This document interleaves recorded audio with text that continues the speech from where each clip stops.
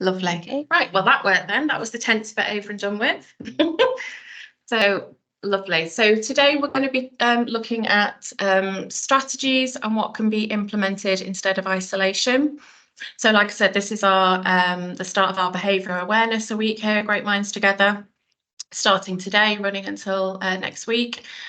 And it's really exciting because it's our first ever behaviour awareness week, and all week we're going to be sort of campaigning to raise awareness around behaviour and the unmet need around it. So there's going to be a variety of free webinars happening throughout the week. And obviously, as these are being recorded, these are going to be able to be rewatched after the live streaming this morning. So I'll tell you a little bit more at the end of our session, which webinars we have coming up for the rest of the week. So yeah, really exciting, and I am honoured to have been asked to present the first webinar of this week. So to start with, I just wanted to give you a little bit of information about me and who I am. So my name's Michelle Myers. I work here at Great Minds Together. I've had a couple of different roles here at Great Minds Together. Started off as a wraparound coordinator on the outreach team, and then became a case holding supervisor, so looking after lots of families across Stockport and the Greater Manchester area, and working with an amazing team to provide outreach support for our families and young people. I am now the Autism Central North West Hub Lead, which is an exciting new project that I will tell you a little bit more about at the end. I'm also a higher level teaching assistant. So for a long time, I spent working in a resource provision, working with autistic pupils from sort of nursery through to year 6. And then we also supported, sorry, I've lost. Erin, are you all right to let people in the room? Is that okay while I'm talking? Because people are coming in the lobby. Is that okay? Yeah, got it. Thank you. So I was a higher level teaching assistant for I think about 8 years. So, and part of the role that I did was also supporting other local schools. I am also a trained neurodiversity and inclusion trainer, and I suppose more importantly than any of that really, I am actually autistic myself. I was diagnosed about 4 years ago now, and I'm also a parent to autistic teenagers. So I have 3 teenagers, 2 of whom are autistic, and I have a 21-year-old who has a diagnosis of ADHD. So got quite a diverse background, I suppose, from both the personal perspective and professional perspective. So that's just a little bit about me and kind of what's brought me here today. So I wanted to just give you just a brief overview of today's session. I'm just moving you up into the corner, sorry, so that I can see my screen a bit better. So I've kind of sectioned today's webinar so that if you want to kind of come back to it at any point and you want to kind of tackle it in chunks, that's absolutely fine. So each section is color coded. So if you want to kind of come back to each section, you can do. Like I said, if you want to have a little break, I know an hour is quite a long time to sit and listen to me talking. So I want to start today with kind of looking at the importance of, as professionals working in school environments, the importance of always asking ourselves what a young person's behaviour may be telling us. So that's kind of where we're going to start. Then we're going to look at how, as practitioners, we can reflect on our own practice and how it's really important that we should just be seeking that understanding all the time. Then we're going to move on to looking at the importance of co-regulation and the idea of trauma-informed practice and how that's really important to establish trust with our young people that we work with. And then finally, we're going to end looking at some practical preventative strategies, which will hopefully reduce the need for isolation in school. So that's just a really brief overview of today's session.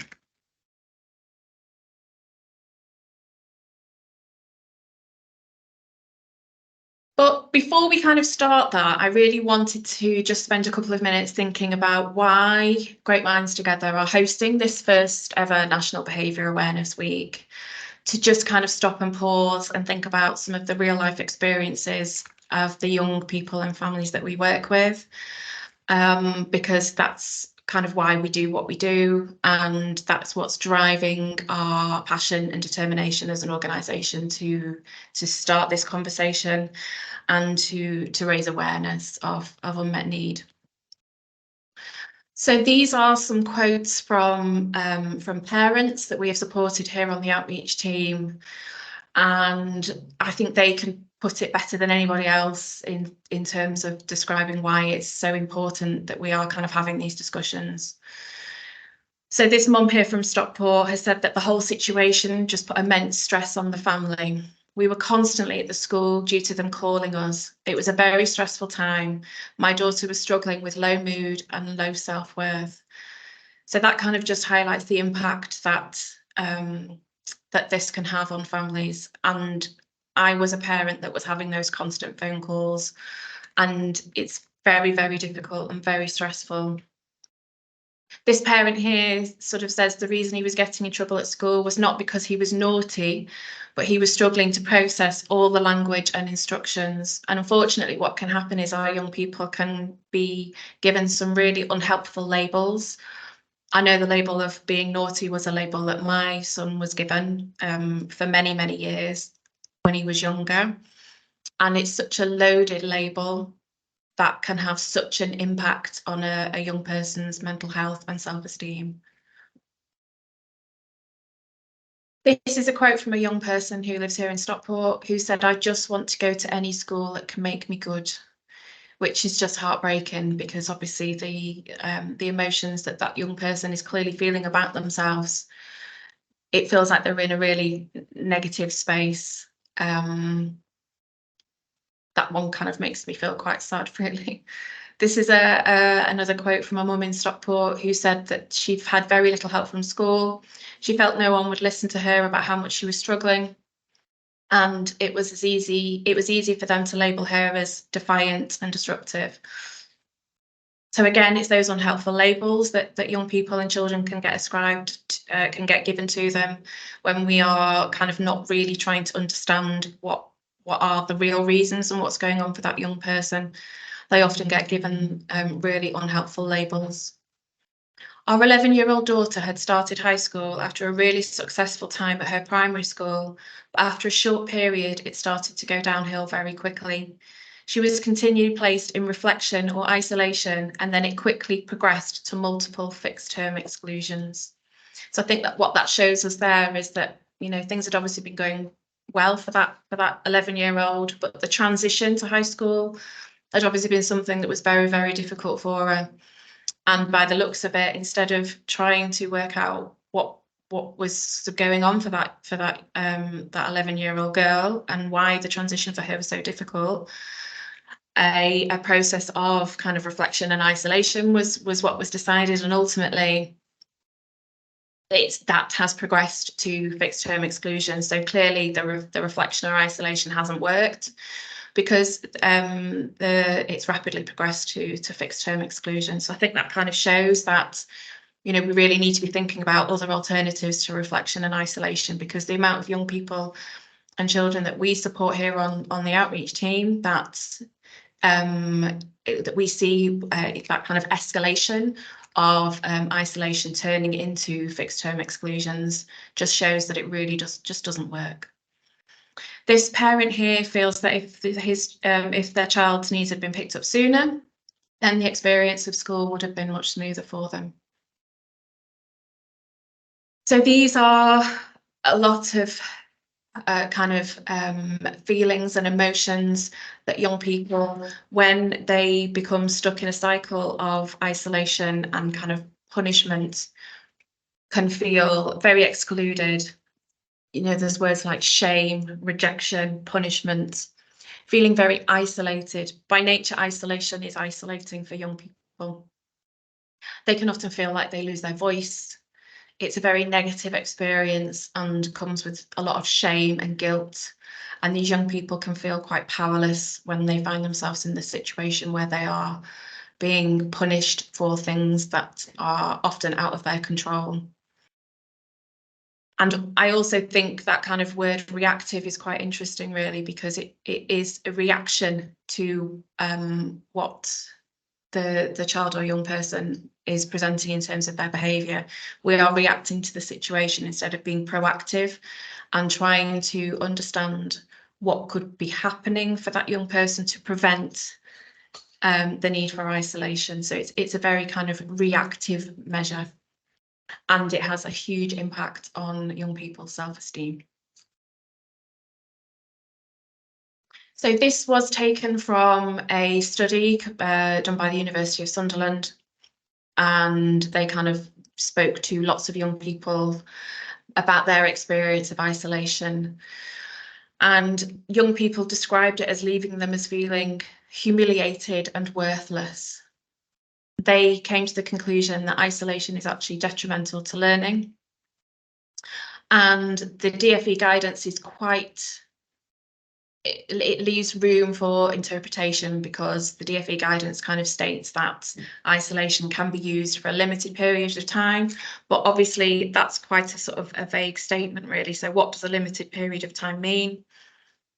That could mean different things for different schools and different settings. So, you know, I think we really need to have some clarity. We need to really push for some clarity around that kind of guidance. In terms of what a limited period of time is. I mean, arguably isolation, that's kind of what we're here to talk about today, isn't a measure that, you know, that we feel should be happening anyway. But, you know, on top of that, there is a real kind of vagueness around the period of time that isolation can and should be used for. Young people describe it as leaving them feeling ignored. And there is actually no evidence that it actually improves behaviour. And like I said a few slides ago, that young person was describing that escalation of behaviour, in fact, when after isolation was put in place as a strategy. So we could argue that there is actually evidence that, you know, it actually makes things worse.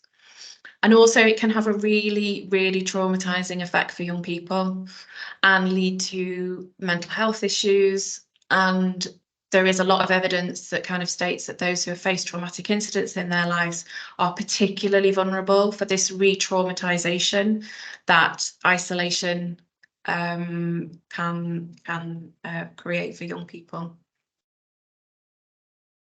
When we're thinking about mental health support for young people in school, the overwhelming message kind of coming from young people is that they kind of feel that their academic achievement is being prioritised over well-being.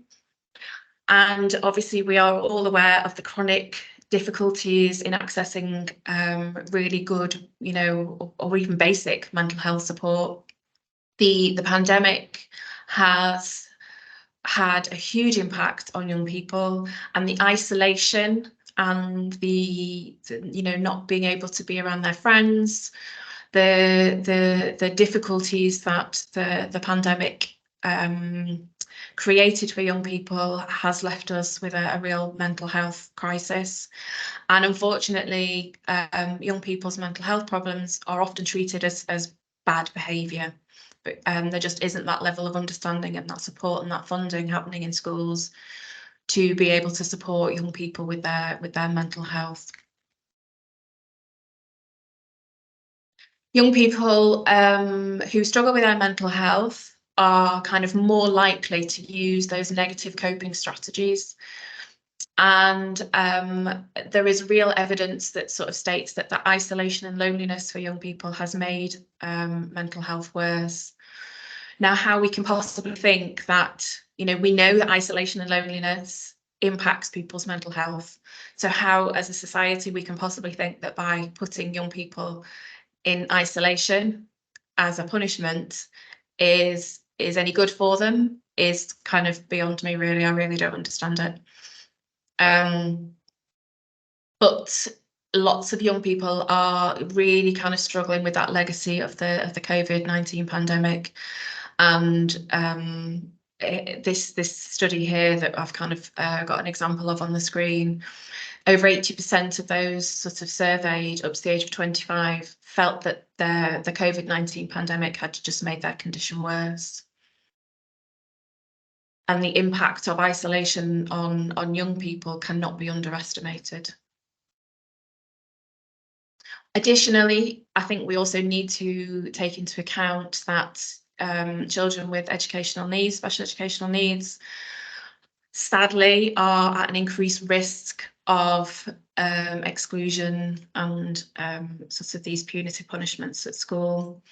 It's a really shocking statistic that they are up to 5 times more likely to be excluded from school. And even with support, they're still more likely, twice as likely to be excluded than children without additional needs. So we have to start thinking about, is there a better way, a better approach? There absolutely must be a better approach, a humane approach in which children and young people can be able to express themselves freely and have those trusting relationships with adults around them. I wanted to here at this point just talk a little bit about my son. Now I got his permission to be able to kind of tell you his story, because his story kind of highlights a scenario that lots of young people can potentially find themselves in. So my son's actually 19 now. This happened when he was about 12 years old, and he was actually in a specialist setting. And he was told that he had to spend time in isolation because he had refused to go to a speech and language therapy session. Now, he'd never met the speech and language therapist before. It was a new thing to him. He didn't know where he was going, what he was doing. It was all kind of completely new to him. He's autistic and hadn't been at the school for very long. But this situation in school escalated, and he ended up kind of running away within the school grounds. And school, I got a phone call from school to say that he'd been disruptive. He'd run away from them. And they said on the phone to me that because he hadn't done his time in isolation, that he would still have to have the isolation the following day as his punishment, because they just weren't gonna let it slide effectively. And that day they'd ended up chasing him around the school. They'd cornered him onto the stage area, and staff had attempted to kind of grab him and get him down from the stage. So the situation just completely escalated. Now, this was a pattern for my son of isolation, phone calls, exclusions, and this was a very, very difficult period of time for my son. This was going back a long time ago now, several years ago now, in fact. But these are the consequences that my son feels have been the impact on him as a result of this kind of approach being consistently used at school for him. These are his words. So he was actually unable to access school for about 2 years after attending the schooling that we're talking about today. It's left him feeling extremely lonely, and he still has severe anxiety now to this day. He completely lost trust in adults, so he describes not being able to trust adults at all. He's on medication for anxiety and for sleep. He says he can't talk anymore. So my son has now a diagnosis of situational mutism. So he went from being a young person who was able to talk in school to being a young person who was unable to communicate verbally with anybody, even myself, for a while. He wanted to kill himself for quite a long period of time and experienced self-harm, and had significant, severe, bad depression. And like I said, these are his words. For many years, he was unable to access basic healthcare. He wasn't able to see a doctor. He wasn't able to see a dentist. He was not able to participate in any of his hobbies. He was unable to speak to his friends and go out and function effectively. So this is as a direct result of the experiences he had at school. His self-esteem was through the floor. He lost all confidence in himself and effectively kind of had a burnout breakdown and was really unable to leave the house for about 2 years. So these are real lives, real experiences, real people that are affected by the cycle of punishment and isolation and not trying to understand what is going on for that young person in school. My son is 19. This happened 5 years ago and is still struggles. I think the trauma was so significant for him that it is always going to be part of him and has now shaped his future. There were also consequences for this for our family. So I had to give up my job. I had to come out of the workforce effectively. So I wasn't able to contribute to society effectively in any way. And I was unable to work and earn a wage. I had to provide home education for my son. But before we could even think about home education, I had to help him recover. That led to financial difficulties for us as a family, huge sibling stress, worry and anxiety, significant mental health issues for myself and other members of the family, and a huge sense of isolation for us as a family because we were unable to do anything really. We were unable to go on family holidays. We weren't able to go to family occasions. So, you know, that the knock-on effect that it had for us as a family was immeasurable, really, and also led to significant trauma. I think I had experienced a lot of trauma from the constant phone calls from school, the constant negativity. At one point, I was told that I had to stop contacting school because they kind of created a policy, I think, because they just they really struggled with that kind of parent partnership and working collaboratively. I struggle with that word, with parents. So it kind of left me feeling quite traumatized, and unfortunately led to sleep and physical health issues. So the impact of sort of these strategies, you know, isolation and exclusion and suspension that you know young people can find themselves in, it doesn't just impact the young person, it has such a huge impact on the family as a whole.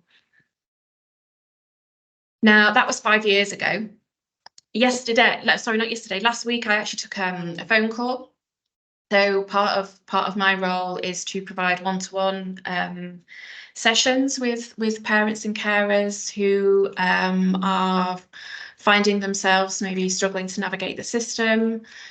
They may have a child with a diagnosis of autism, or not necessarily having a diagnosis, but just have some concerns. So I took a phone call last week from a very upset and distraught parent. So their child had started a new school at the beginning of September.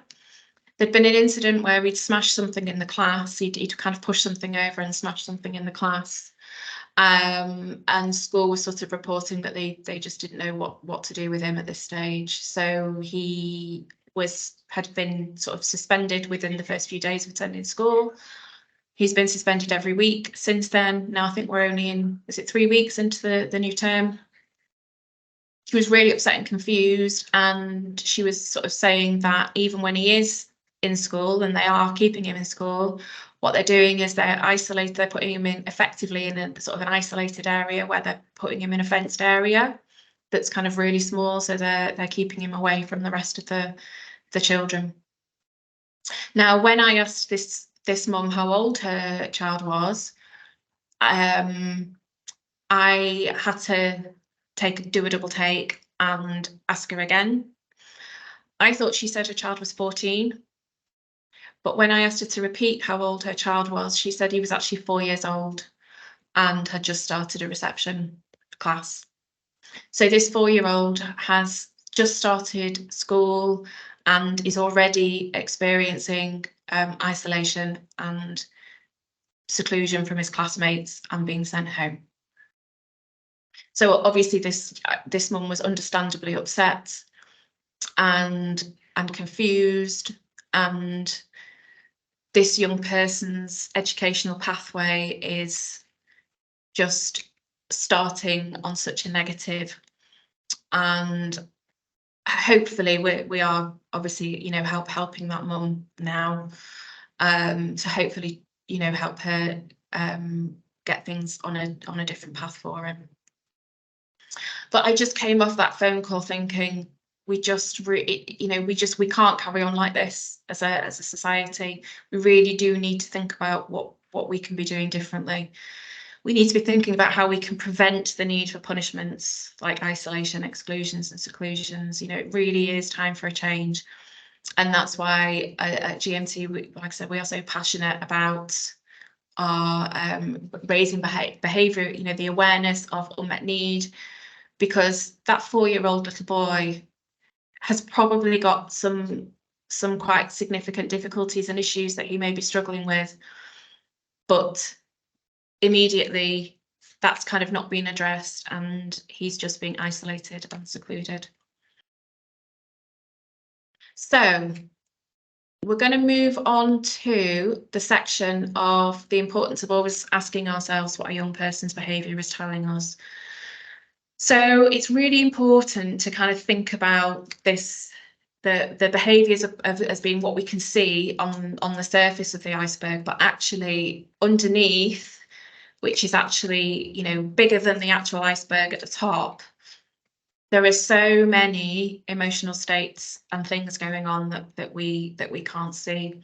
All we're actually seeing are the you know, the behaviours at the top. So for my son, for example, the day where he refused to go with the speech and language therapist, actually that was because he was scared, because he didn't have all the information that he needed, that he was worried about who the person was that he was going to be seeing, how long was he going to be seeing them for, what room were they going to be in, what were they going to be doing, all these kind of worries and anxieties and questions that he had. But because he was unable to articulate that, and for him kind of panicked, and what school perceived was refusal was actually a whole load of other things going on beneath the surface for him.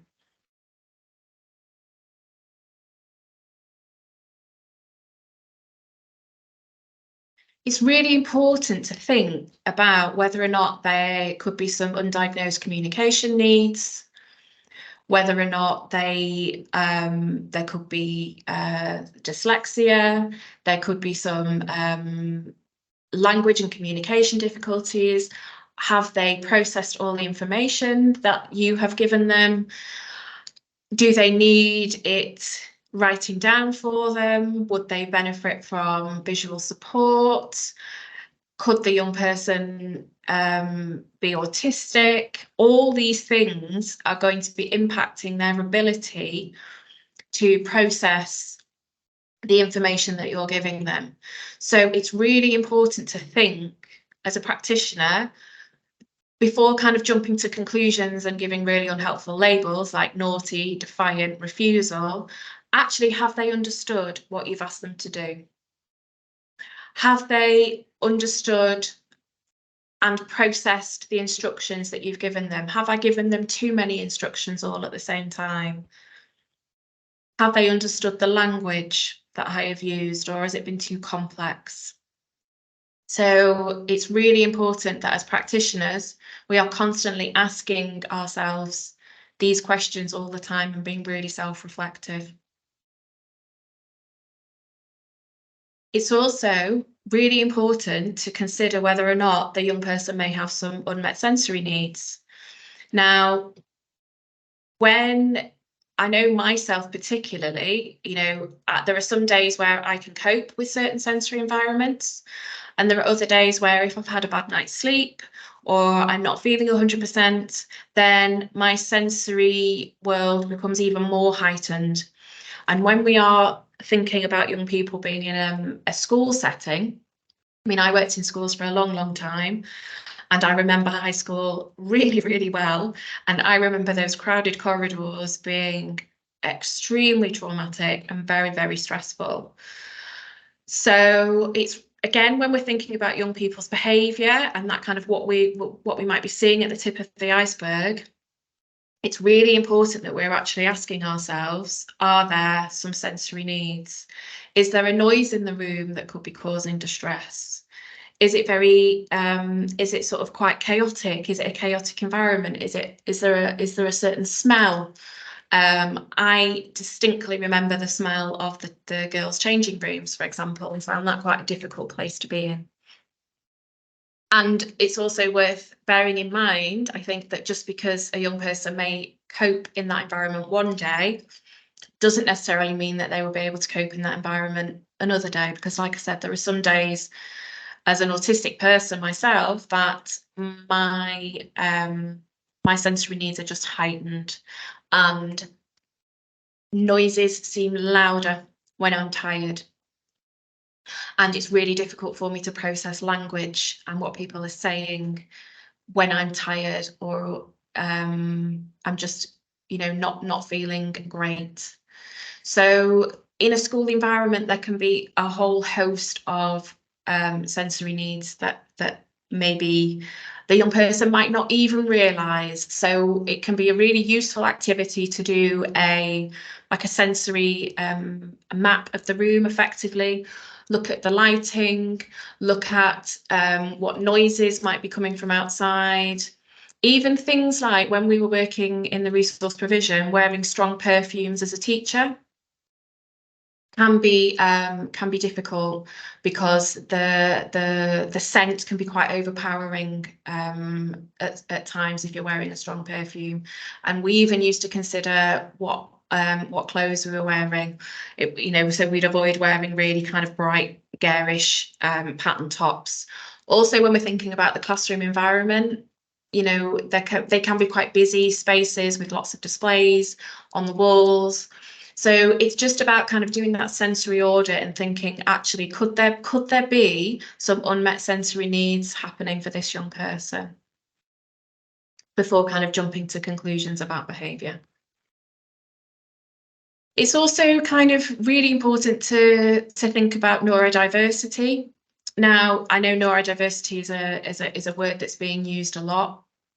And I kind of like to think of neurodiversity as that kind of lovely wild bed of flowers there at the bottom. They're all flowers, they're all beautiful, but they're all different and unique in their own way, and they're all going to need different things to kind of help them grow and thrive. Every human being is different and unique. And it's really important when we're kind of thinking about neurodiversity that we are all kind of complex human creatures, and we all deserve that kind of mutual respect and dignity, and we all deserve to be able to say, actually, that's something I struggle with, so can we just change things? Can we see things from a different perspective?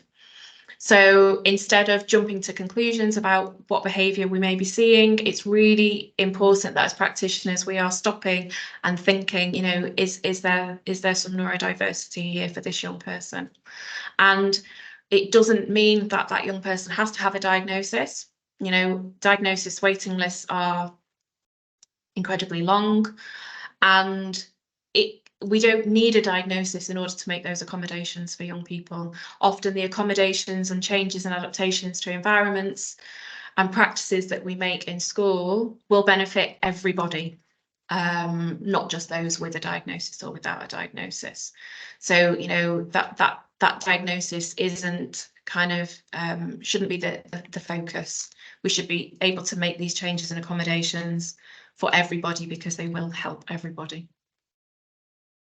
I'm just going to have a little sip of tea. Excuse me 1 minute. It's also really important to kind of think about whether or not there have been some adverse childhood experiences for that young person. And obviously going through the pandemic has been a hugely traumatic experience for many families. There have been lots of families who lost loved ones during the pandemic and found the process of being isolated very difficult.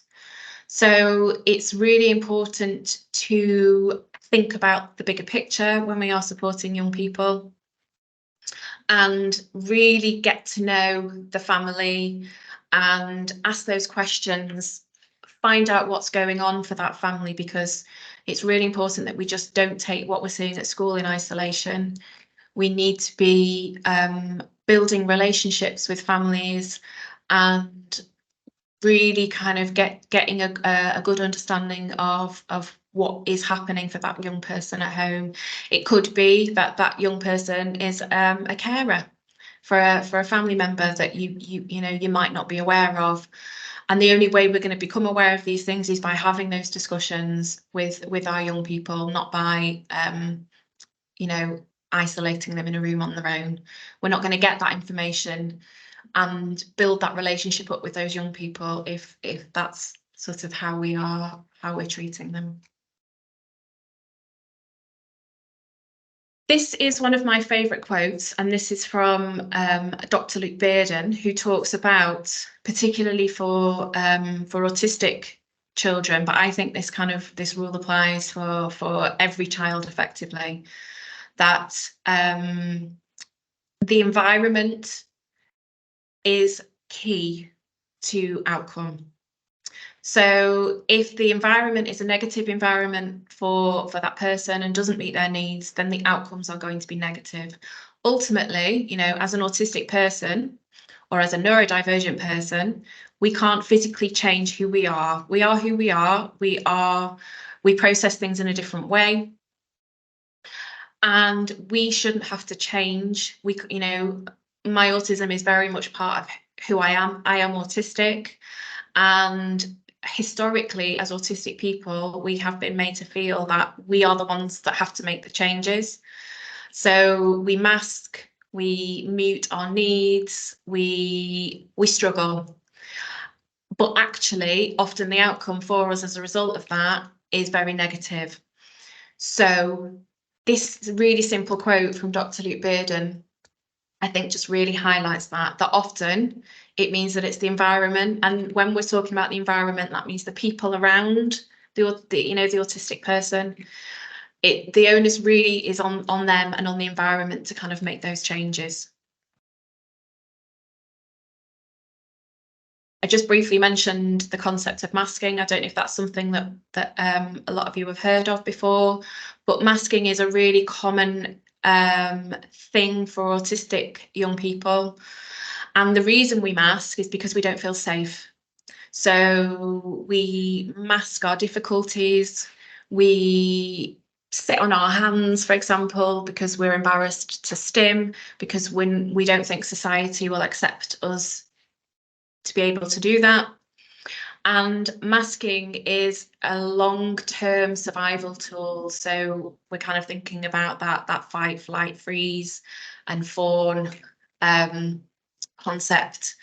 And it takes its toll because mentally and physically it's very draining. And what we often find with young people is that they can mask up to a point, but then it just all becomes too much. It all becomes too difficult, and we find ourselves getting in burnout. And that's when school placements can start to break down, and young people can find themselves really struggling in school. And then that can unfortunately lead to sort of more longer term attendance difficulties. So I know masking isn't necessarily kind of one of those explosive behaviours that you might see in a classroom, but I think it's worth mentioning because the child or young person who is really quiet and never seems to cause a bother can actually have quite significant levels of need. They're just more hidden, and we have to work a little bit harder and try and understand the need a little bit deeper. But their needs are just as important as the child who may be, I don't know, for example, throwing a chair across the classroom. So it was really important to me that I mention that here today.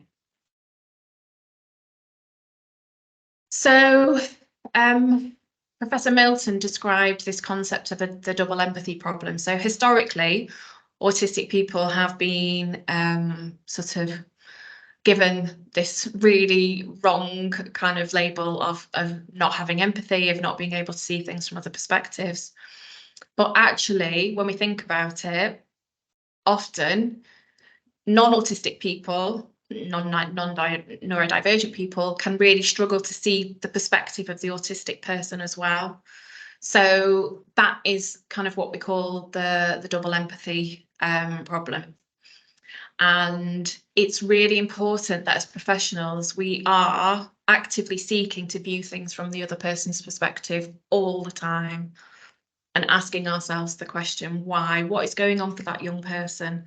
Like I said, are there communication differences? Is there a sensory need? Are they masking? Are they autistic? Is there, you know, have I explained that properly? Always try and see things from the other person's perspective. I think it's also really important that as practitioners, we are constantly reflecting on our own practice. So what did I do in that situation? Did I escalate the situation? Is there something I could have done differently? Did I approach that from a perspective of trying to understand their needs? And I think it can be viewed sometimes as sort of that we're criticizing teachers, and that's not actually the case whatsoever. Being a teacher, like I said, I worked in school for a long time. It's incredibly hard. We're under incredible pressure. But it is also really important that as practitioners, we are kind of self-reflecting and not sort of seeing it as blame. It's not about blame. It's not about blame at all. It's just about, you know, learning from our mistakes, learning from the young people that we're working with, and changing things. You know, what would you do differently next time? What did we learn from that? Also, I think it's really important that we are trying to establish whether or not there's a pattern. So when we're looking at sort of the bigger picture, is there a certain day of the week when this might be happening? So therefore, is there something the night before maybe that could be causing this young person distress, or, you know, or leading to this the next day? So this is actually taken from the PDA Society. And this is the kind of the idea of looking at the setting, seeing if there were any triggers, what were the actions, and what was the response. So this is all kind of forming part of that preventative practice in terms of seeking reflection and trying to understand what might be going on for that young person.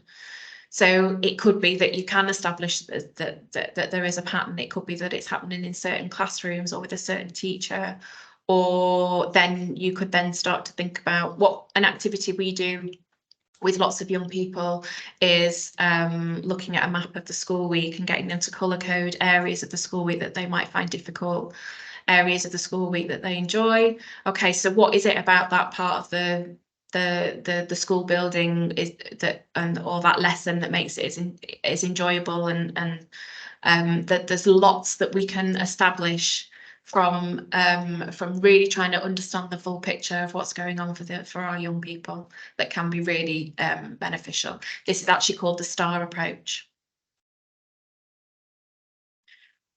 Additionally, it's really important that we're asking ourselves, are we making reasonable adjustments for this young person? It can be quite, or what we often find is that there are kind of blanket rules across school, which are fine, And, you know, we're not saying that schools need to rip up their uniform policies, but we can make small adaptations. So, for example, if you have a young person that is struggling to wear a skirt and tights, for example, because they might have sensory needs, can we adapt that uniform policy to enable them to wear trousers? Is there a way that we can make a music lesson less sensory overload for a young person? Can they be given some ear defenders? So again, it's about having those relationships with the young people and the parents, and believing parents. I think when parents kind of come to you to say, you know, they're really struggling with this, is there anything we can do? You know, schools have a legal requirement to make reasonable adjustments for young people, and it shouldn't be a battle for parents to be able to have those discussions with schools about kind of making those reasonable adjustments for young people. And these can make such a difference. So something as simple as letting a young person leave the classroom 5 minutes before everybody else means that they can make their way to their next classroom without the hustle and bustle of being in a busy corridor. But again, it's all about having those discussions with the young people to know that this might be a strategy that will be useful for them. Also, I think the importance of co-regulation and being a trauma-informed school is really important. And now what does that kind of look like? It's all about school being a safe place to be and kind of establishing that predictability and that safety, and it's around connection building. So how can we build connections with our young people? How can we build trusting relationships with them? How can we be a place where they feel that they can express how they're feeling and be able to kind of stay regulated?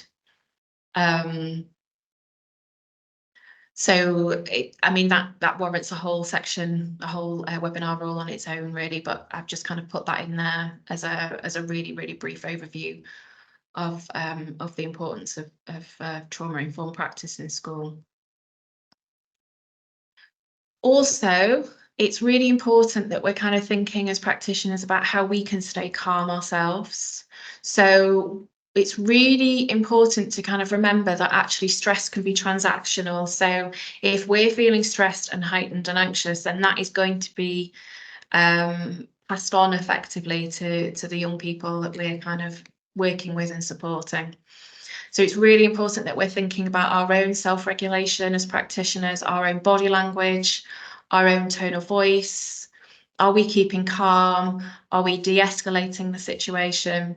And in order to be able to do that, we have to kind of come from a place of self-care ourselves, because it's that old adage, isn't it? We can't pour from an empty vessel. So just as we say this to parents, it's also really important that we're kind of thinking about this ourselves as practitioners and teachers. You know, are we taking care of ourselves as teachers in order to be able to kind of take care of our students? But then thinking about the low arousal approach, which I'm a huge advocate for when we're actually working in school, thinking about, like I said, our body language, our tone of voice, and are we de-escalating the situation, or actually are we a triggering factor in the situation? So when we're thinking about co-regulation, often young people can struggle to regulate their own emotions and can often feel like they kind of escalate very quickly. Now, what can often be happening is on that kind of stress and arousal cycle, if we've got a young person that's got all this kind of unseen, unmet need going on behind the surface, actually they're probably really hyper aroused and already very high on that kind of stress arousal curve. So it can take a very small, a seemingly small thing to kind of set them off. But what we can really do is really try and be there as to help them co-regulate. So part of that is kind of thinking about the environment. So again, thinking about doing that environmental audit, are there kind of sensory issues within the environment that could be causing distress and kind of escalating things more? Thinking about matching your tone and your volume. So again, that very much kind of comes under the low arousal approach. So can we be calm? Can we keep a steady tone? And sometimes I know myself, we can be feeling really anxious inside, but it's really important that externally we try not to project that, because that stress and that anxiety is going to be transactional for that young person. It's really important to think about the balance of power. So wherever you stood in the room, you're not kind of standing over a young person, thinking about, making yourself bigger, sort of with hands on hips, that kind of thing. Think about your body positioning in the room, to try and de-escalate the situation. And often young people can need sort of prompts to use their strategies. So often, it's really great that schools can often provide things like a timeout card for young people, but often it's quite difficult for young people to be able to access that independently. So by supporting them and prompting them and kind of doing it with them can actually really help them to be able to use those strategies. And then hopefully, with practice and you kind of supporting them, they might be able to then go on to be able to use them independently when they're kind of ready to. So like I said, this is just a really sort of whistle-stop tour effectively, that we've done today, because we've had to fit a lot into an hour. But I think just here's a few sort of overview of what we've talked about, really. So it's all about kind of upskilling yourself and your team and having that self-reflective practice. It's not about blame. It's not about saying, we're doing everything wrong. It's just, how can we improve what we're doing? How can we understand what's going on for that young person? Is it possible to rethink that kind of zero tolerance approach, maybe, and make those adjustments and accommodations for young people? If we can be flexible and make those reasonable adjustments, then they can actually make such a huge difference.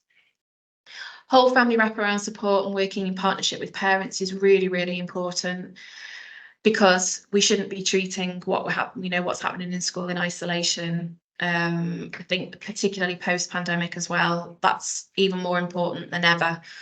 Lots of families are going through a really tricky time at the moment, and just being able to have that relationship, going right back to the beginning of the slides when I was talking about the experience with my son. I did not have that relationship with my son's school, and ultimately the placement ended up breaking down as a result, really.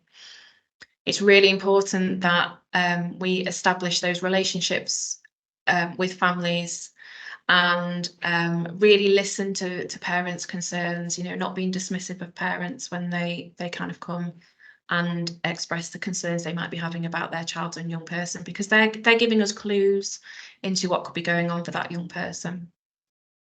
When we're thinking about establishing trust and preventative strategies to stop us getting to the point where young people are being isolated, it's all about relationship building and establishing that trust, sharing interests, really building relationships with the young people. And how, as a school, can you really foster that sense of belonging and community? If you're a child or a young person that's been isolated and secluded, you're not going to be feeling part of that school community. You're not going to be feeling that sense of belonging. I think the use of safe spaces in school is definitely something that would benefit from lots of young people, but it is absolutely not a space that should be used as a punishment. It should be a space that young people can go to when they need to restore their own calm and self-regulate. Also, the use of physical activities can be really useful, and thinking about meeting the young person's sensory needs. De-escalation techniques being used across the whole team, and I think this is also really useful. In the school we worked at, we used to train even the lunch staff to in de-escalation techniques, because often those are sort of the trigger points. So break times, lunch times, those unstructured times of the day, and often there are less staff around at that time of the day, and staff that maybe haven't had the necessary training. So it's about ensuring that the whole staff team have access to having those training opportunities. We talked quite a lot at length about considering the environmental changes and whether or not, we can do a sensory audit of the environment. Is a lot of young people's needs can be due to, having unmet sensory needs. That transition support and homeschool communication is really key to reduce anxiety. Lots of young people really do struggle with that transition from different year groups or from primary to high school. And that homeschool communication is really, really key and vital, because as much information that we can give that young person is going to help reduce their anxiety. Establishing trust with a person at school is going to really help their anxiety. Enabling young people to have choice at school and feeling that they're valued and listened to is what young people are saying is really important to us. And also that kind of assessment and identification of learning needs as early as possible. So ensuring that SEN support cycle of early intervention is kind of happening and taking place as soon as we have any concerns. Constantly having that awareness in the back of your mind about neurodiversity and differences, and thinking of behaviour as distress behaviours. All young people do well when they can. They don't wake up in the morning thinking, I'm gonna kick a table across the chair at school today. If we think of behaviours as signs of distress, then that changes, it kind of flips the narrative in our head and helps us to approach it in a different way. And finally, I think just having that understanding and accepting of difference. We're all different, we all have different needs, and that needs to be reflected when we are thinking about strategies in school for young people. So all these small changes, these preventative changes, can make such a difference. Young people will feel respected, they'll feel like they belong, they'll establish relationships, they'll feel heard and understood. It's very inclusive, accepting of difference, and I think trust is key. So all these small changes can lead to a vast improvement for young people and a much more positive experience for young people and teachers and support staff and families as a whole, because like I said earlier on, the impact can be wider across the whole family. So thank you for joining me today. We've got some really exciting webinars coming up this week as well. So Amanda is doing a session this afternoon at 12 o'clock on a therapeutic approach to behaviour management. So Emma is our director, so that will definitely be one worth logging on for. On the 26th, we have a session on understanding the impacts of ADHD with Katie Trouse, who was the author of The Girl Who Always Could. And then on the 28th, we have therapeutic strategies for behaviour in school with Stacey McDermott, who is a SENCO from Multi Academy Trust. So some really exciting webinars coming up this week. And also really quickly before I finish, I just wanted to bring to your attention this new exciting project that we are a part of called autismcentral.org. Autism Central is a kind of a one-stop shop. It will be with got this amazing website where people can find parents and carers, can find links to resources and local events. And we are actually the Northwest hub, the Northwest Autism Central hub. So we are able to offer support for parents and carers locally. So there'll be lots more information coming out about that soon as well, which is really exciting, and we're really excited to be part of this project. So I just wanted to tag that on at the end really quickly. Erin, I think, have you got your hand up? Sorry, I think I'm pretty much done now.